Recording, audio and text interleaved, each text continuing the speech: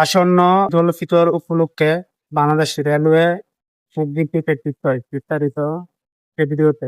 প্রথমে অ্যাপসে চলে যেতে হবে। এখানে লেখা আসবে আইএমএপি, এখানে ক্লিক করতে হবে। ক্লিক করে দিলাম। নিচে একটু স্ক্রল করে দেখতে পারবেন, এখানে উল্লেখ আছে ঈদ টিকিট সংক্রান্ত গুরুত্বপূর্ণ নির্দেশনা। আসন্ন ঈদ উল ফিতর 2026 অগ্রিম টিকিট বিক্রয়। পশ্চিমাঞ্চলে ট্রেনের টিকিট সকাল 8 ঘটিকায় এবং পূর্বাঞ্চলে ট্রেনের টিকিট দুপুর 2 ঘটিকায় থেকে অনলাইনে পাওয়া যাবে। আপনাকে নির্দিষ্ট সময়ে আপনার প্রয়োজনীয় অঞ্চলে ট্রেনের টিকিট অনুসন্ধান করার জন্য অনুরোধ করা যাচ্ছে। বিস্তারিত ক্লিক করি, আমরা এরকম দেখতে পারবো।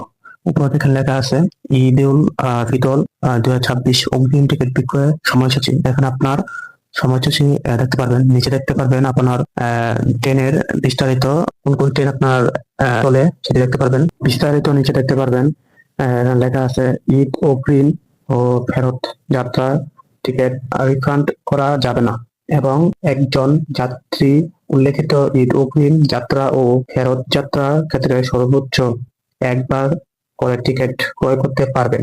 সিস্টেম সুরক্ষা ও ব্যবহার বিধি।